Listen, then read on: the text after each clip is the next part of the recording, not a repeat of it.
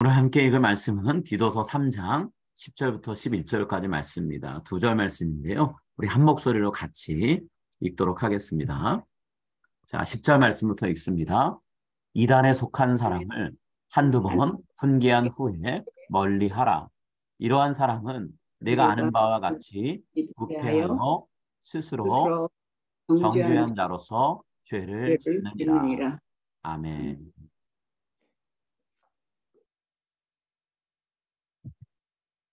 자, 오늘은 다툼을 일삼는 사람에 대해라는 제목으로 같이 말씀을 나눴으면 합니다.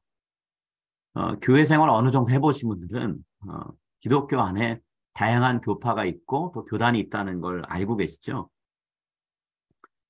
기독교를 크게 세 종류로 나누곤 합니다. 로마 가톨릭이 있고 동방정교회가 있고 개신교회로 구분하죠. 물론 어떤 교단에 따라서는 로마 가톨릭은 마리아 숭배하고 공로 사상이 있기 때문에 기독교라고 말할 수 없다라고 이야기하기도 합니다. 근데 교단에 따라 다르긴 하지만 어쨌든 일반적으로 기독교 안에 세 분파로 구분한다라고만 이해하시면 될 것 같고요. 자, 우리 교회 같이 장로교회가 속해 있는 개신교는 그 안에서 또 다른 구분들이 있죠. 개신교 안에는 우리 교단인 장로교회만 있지 않습니다. 감리교도 있고요. 성결교도 있고 순복음도 있고 루터교도 있고 성공회도 있고 그 외에도 여러분이 들어보지 못한 교단들이 꽤나 많이 있어요. 다양한 교파가 있는 거죠. 자, 장로교회는 또 그 안에 또 세분화됩니다. 한국 교회만 따져봐도요. 예장 통합이 있고 예장 합동이 있고 기장이 있고 고신이 있고 지금 한국 내에 주요 교단 네 군데만 말씀드렸어요. 그런데 장로교 이름으로 되어 있는 교단 숫자가 100개가 넘습니다. 근데 오해하실까 봐 한국 교회 그렇게 많으냐? 미국 교회는 안 그런데 라고 하실 수 있는데요. 그건 미국 교회를 몰라서 그러신 거고요. 미국 교회 안에도 다양한 교단이 있습니다. 장로교회도 여러 교단들이 있어요. 그래서 한국 사람들은 싸움질을 잘해서 그냥 이리저리 나눠졌다. 다른 나라 안 그런데 라고 생각하시면 그건 세계 교회 현실을 모르고 얘기하시는 겁니다. 자, 많은 교단과 교파가 있어요. 근데 이런 교단과 교파는 왜 생길까요? 자, 크게 두 가지 이유를 얘기할 수 있어요. 자연스럽게 생긴 경우가 있습니다. 자생적으로 생긴 경우가 있고요. 그런가 하면 안타깝지만 서로가 마음이 맞지 않고 뜻이 맞지 않아서 분열한 경우가 있습니다. 물론 분열의 이유도 다 똑같은 건 아니에요. 올바른 신앙을 지키겠다고 하면서 갈라져 나오는 경우도 있고요. 정말 인간적인 이유 때문에 서로가 마음이 맞지 않아서 갈라서다 보니 나눠지는 경우도 있습니다. 자, 자생적으로 생기는 경우, 분열해서 생기는 경우. 자생적인 경우는 이런 거예요. 한 교회가 하나님의 말씀에 따라서 전도합니다. 선교합니다. 그런 자연스러운 과정을 통해서 교회가 점점 커졌어요. 커지는 과정에서 여러 교회를 다양한 지역에 개척을 했어요. 자, 그렇게 개척된 교회들이 숫자가 많아지면 연합 모임을 갖겠죠. 그 연합 모임이 하나의 교단이 됩니다. 한국교회 초기에 여러 나라, 여러 지역에 선교사님들이 들어오셨어요. 영국에서도 오시고, 호주에서도 오시고, 미국에서도 오시고, 다양한 나라에서 와서 선교했습니다. 자, 그분들이 교회를 세웠어요. 전도했습니다. 자, 그렇게 여러 교회가 생기면서 자연스럽게 그 모임들이 연합 모임으로 구성이 됐죠. 근데 그 출신이 어떤 교회는 장로교회고, 어떤 교회는 감리교회고, 어떤 교회는 성결교회, 어떤 교회는 침례교회이다 보니까 각각의 교단들이 생기게 된 거예요. 자, 이렇게 열심히 전도하고 선교해서 교회 숫자가 많아지면서 연합 모임을 교단 모임으로 발전시킨 경우가 있고요. 그런가 하면 교단 내부적으로 신학적인 입장에 따라서 혹은 어떤 정치적인 입장에 따라서 차이를 좁히지 못해서 서로 등을 지게 되고 나눠지는 경우도 있어요. 한국의 주요 장로교단, 아까 말씀드렸던 4개의 교단이 생긴 이유는 바로 이 분열하는 것 때문이었습니다. 1950년대 장로교회 주도 교단이었던 고신, 기장, 통합, 합동이 각각 나눠지면서 생기게 됐어요. 1950년대에 다 생겼습니다. 자, 어떤 경우는 신사참배 문제를 놓고 나눠졌고요. 또 어떤 경우는 신학교를 어떻게 운영할 건가를 두고 의견이 달라서 나눠지기도 했고, 혹은 보수적인 신앙과 진보적인 신앙, 이 신학적인 입장의 차이 때문에 분열이 일어나기도 했습니다. 지금도 이런 입장 차이는 여전히 존재한다라고 말할 수 있어요. 자, 이런 교단이 여러 개로 나눠진 현실 속에서 어느 교단은 전혀 문제 없이 좋고 어느 교단은 문제가 많다. 또 쉽게 얘기하면 어느 교단이 다른 교보다 훨씬 더 낫다라고 말하기는 좀 어려워요. 교단 입장에서야 각각 얘기할 수 있겠죠. 우리 교단이 다른 교단에 비해서 훨씬 더 복음적이고 성경적이다 주장할 수는 있습니다. 그러나 다 부족한 면들이 있어요. 다른 교단에 비교해서 더 나은 면이 분명히 있을 겁니다. 그렇지만 다른 교단보다 못한 모습도 각각의 교단들이 다 갖고 있어요. 그렇기 때문에 우리가 최고다라고 하는 어떤 그런 마음보다는요. 상대방을 존중하면서 겸손한 태도로 다른 교단, 교파를 통해서 내가 배워야 될 점이 있구나라는 마음을 갖고 신앙생활하는 게 바람직합니다. 자, 예수님이 서로가 최고야 최고야라고 하면서 등을 지고 분열하는 것, 그거 좋은 거 아니다. 서로가 겸손하게 서로를 통해 배우고 한 마음, 한 뜻, 연합하려고 애써라라고 예수님 그렇게 권면하셨어요. 제자들에게 주신 명령이 그런 명령이 있습니다. 자, 요한복음 13장 34절과 35절에서 오늘날 분열하고 등지고 있는 교회와 교단 교파에 대해서 하나님 주시는 말씀이에요. 요한복음 13장 34절 35절입니다. 새 계명을 너희에게 주노니 서로 사랑하라. 내가 너희를 사랑한 것 같이 너희도 서로 사랑하라. 너희가 서로 사랑하면 이로써 모든 사람이 너희가 내 제자인 줄 알리라. 서로가 서로를 사랑으로 품는 자세를 갖는 것. 이것이 우리 그리스도인들이 항상 염두에 두고 살아야 되는 삶의 자세다라고 예수님 말씀하셨어요. 자, 이 말씀 우리가 분명하게 기억할 필요가 있습니다. 서로를 품는다. 물론 오해가 될 수 있어요. 상대방이 무슨 말을 하든 어떤 행동을 하든 다 받아들여줘라. 그런 의미로 오해될 수 있습니다. 그런데 예수님 말씀하신 내용은 그런 의미는 아니죠. 교회 안에 끊임없이 분란을 일으킨 사람이 있다고 하면 그 사람 그냥 품겠다고 가만히 내버려 두는 게 교회 공동체를 위한 일일까요? 그렇지 않죠. 예수님의 말씀은 그 부분에 대해서 무언가 액션을 취해야 되는데 그러나 기본 입장만큼은 그 사람을 품으려는 마음을 가지고 다가가라는 거예요. 자, 교회를 분열시키고 깨트리려는 사람, 그 사람을 교회 공동체가 무조건 배척할 것이 아니라 품는 자세를 첫 번째 자세로 가지라는 거죠. 자, 분란이 일으키는 사람이라고 해도 그 사람 또한 교회 공동체 일원입니다. 그렇기 때문에 품으려고 애를 쓰라는 거예요. 자, 10절에 뭐라고 돼 있나요? 이단에 속한 사람을 한두 번 훈계한 후에 멀리하라 이렇게 얘기하셨어요. 이단에 속한 사람을 한두 번 훈계한 후에 멀리하라. 자, 이단에 속한 사람은 누구를 얘기할까요? 오늘날 우리가 이야기하는 이단 사입이 그런 잘못된 가르침에 속한 사람일까요? 자, 그런 사람은 교회 안에 속해 있지 않죠. 교회 밖으로 나갑니다. 물론 요새야 최근 경향은 교회 안으로도 이단 사이비가 들어오지만 그건 최근 1, 20년 안에 벌어진 일이고요. 이단 사이비는 교회 안에 있지 않았어요. 지금 본문에는 이단에 속한 사람이 교회 안에 있습니다. 그러면 우리가 흔히 생각하는 이단 아니라는 거예요. 자, 이단에 속한 사람의 뜻이 뭘까요? 자, 하이레티코스, 여기서 헤러틱, 우리가 흔히 얘기하는 이단이란 단어가 나오긴 했는데요. 이단에 속했다라는 건 두 가지 의미가 있습니다. 잘못된 가르침을 따르는 사람을 의미할 때도 있고요. 분열을 일으키는 사람을 의미할 때도 있습니다. 오늘 본문에서 우리가 이해할 부분은 분열 일으키는 사람, 갈등 일으키는 사람, 다툼을 일으키는 사람이라고 이해하는 게 좋아요. 왜냐하면 디도서가 기록되어 있을 당시에는 우리가 이단이라고 규정할 수 있는 그런 분파는 아직 일어나지 않았어요. 최초의 이단도 2세기쯤 가서야 생겨납니다. 그렇기 때문에 아직 이때는 이단이 있을 때가 아니에요. 바울이 얘기하는 이단에 속했다라고 번역된 이 단어는요.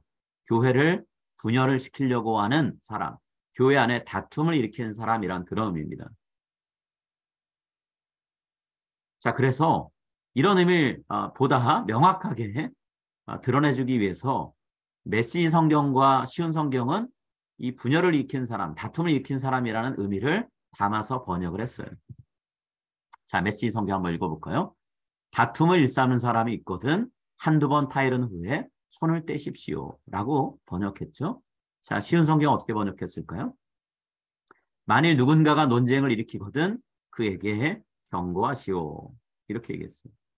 자, 다툼, 논쟁 이것이 지금 이단에 속한 자라고 번역된 단어의 또 다른 의미입니다. 오늘 본문은 그렇게 이해를 해야 돼요. 자, 그러면 다툼 일으키고 논쟁 일으키는 사람을 우리가 훈계하고 타일러야 되는 이유가 뭘까요? 쫓아내기 위해서인가요? 아니요. 그 사람의 잘못된 행동을 바로잡아서 교회 안에 계속해서 품으려고 하는 거예요.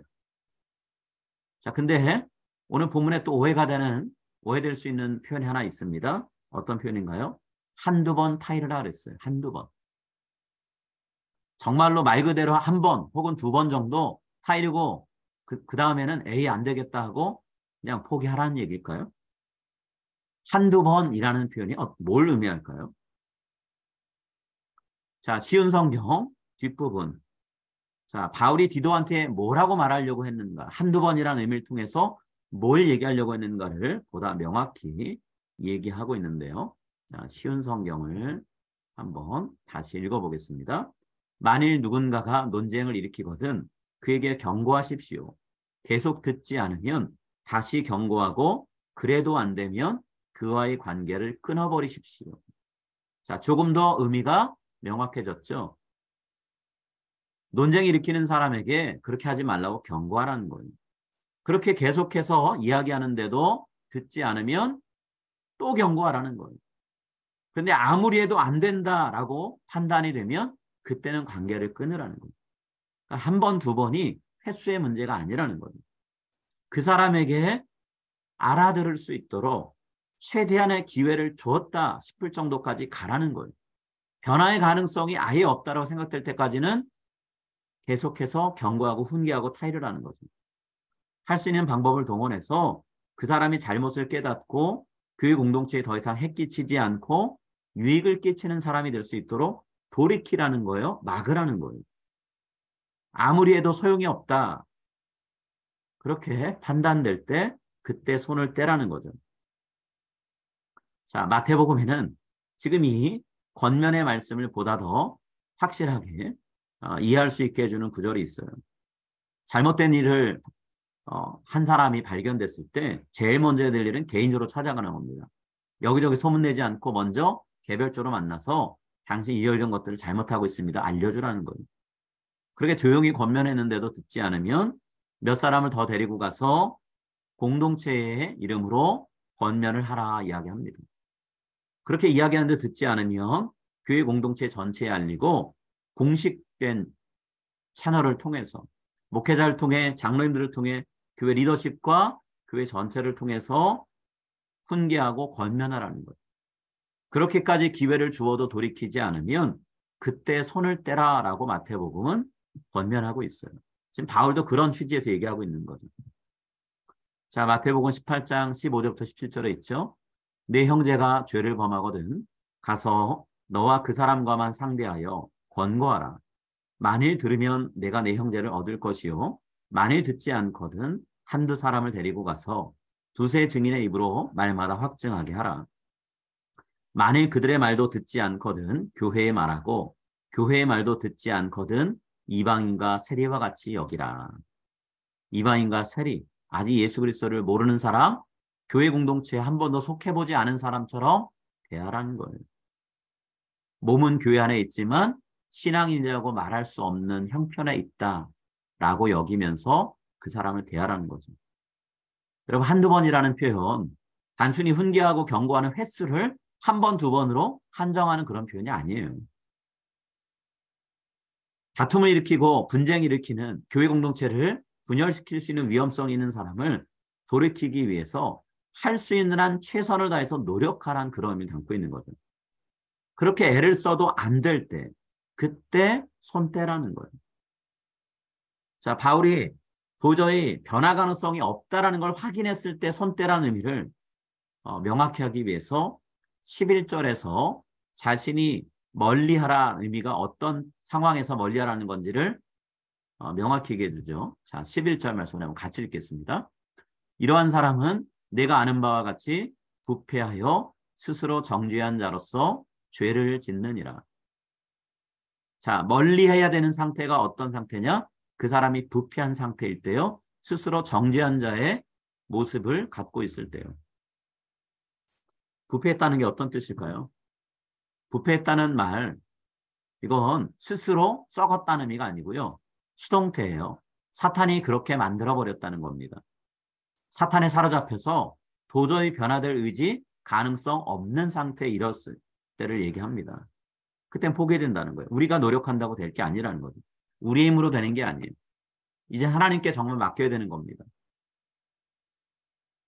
자, 부패하기만 했나요? 아니요. 스스로 정죄한 자라고 그랬습니다. 스스로 정죄한 자.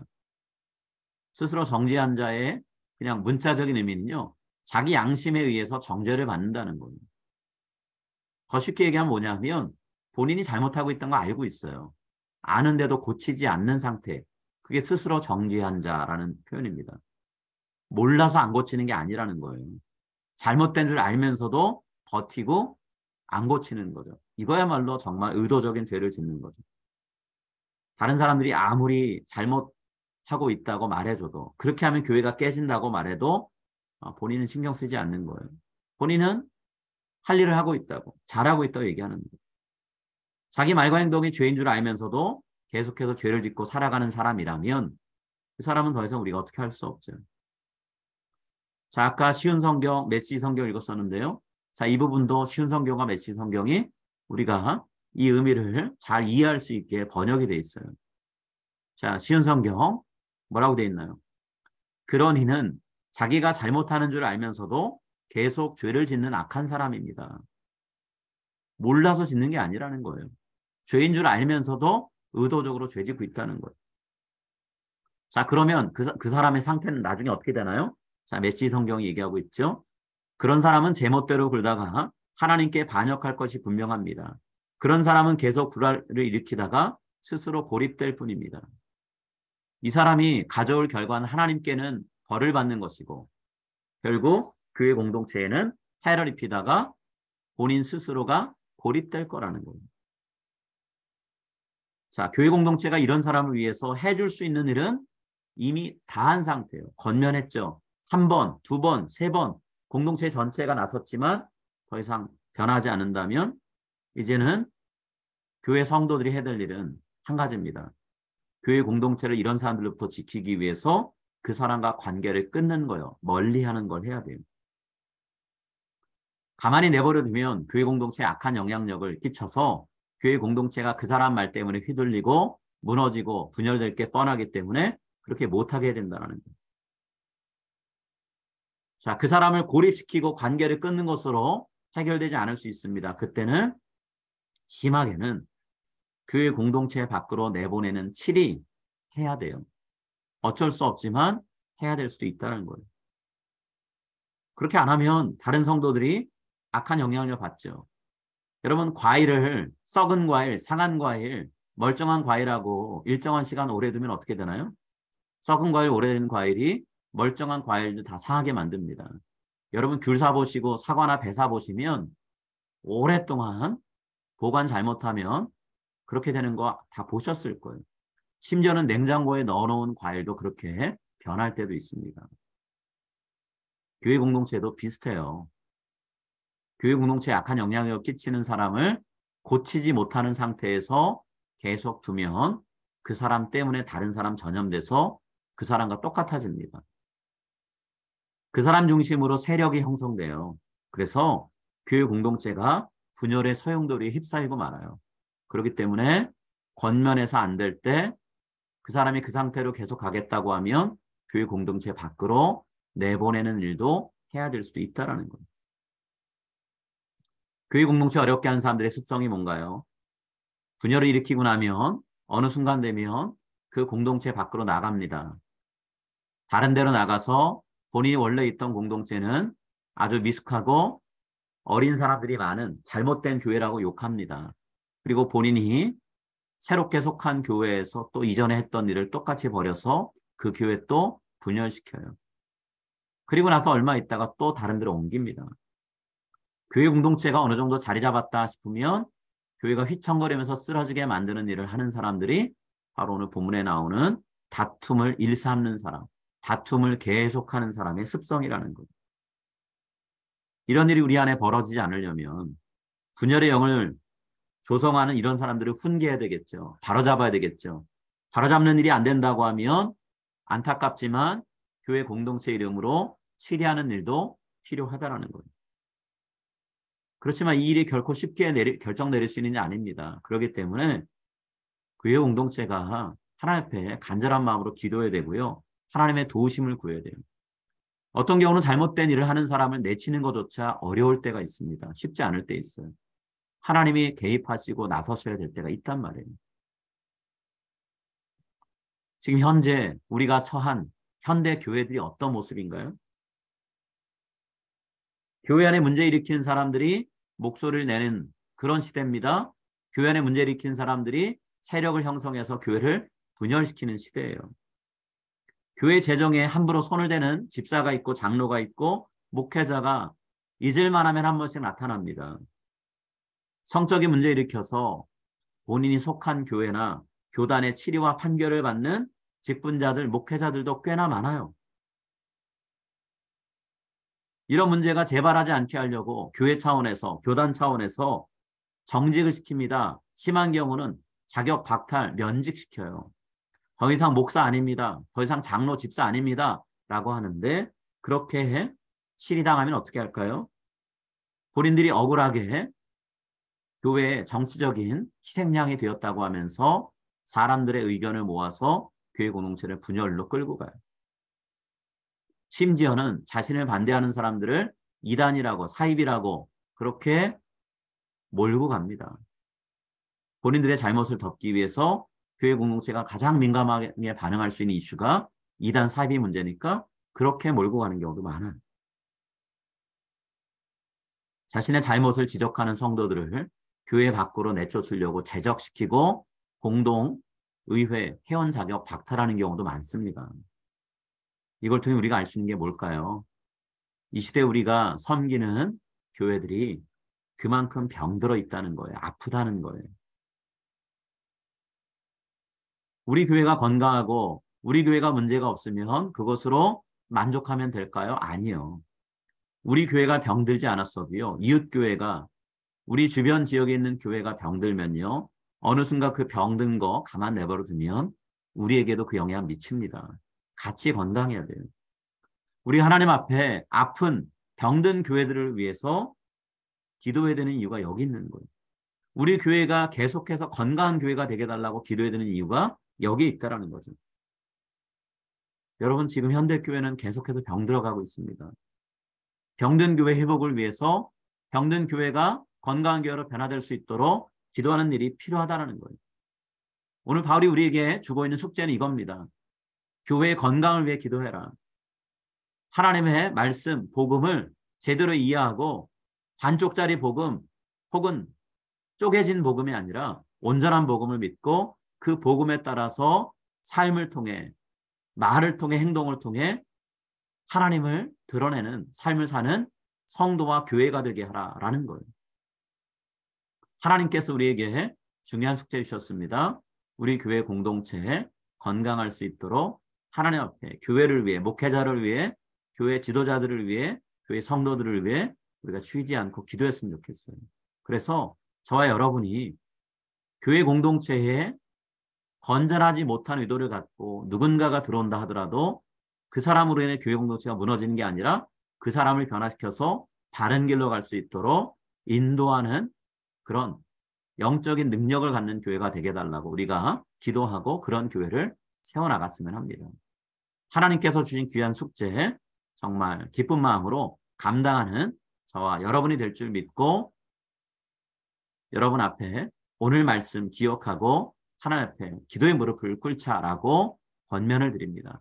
함께 우리 교회 공동체의 건강을 위해서 기도하는 여러분들 다 되어주시기를 간절히 바라고 소망합니다. 우리 함께 기도하겠습니다.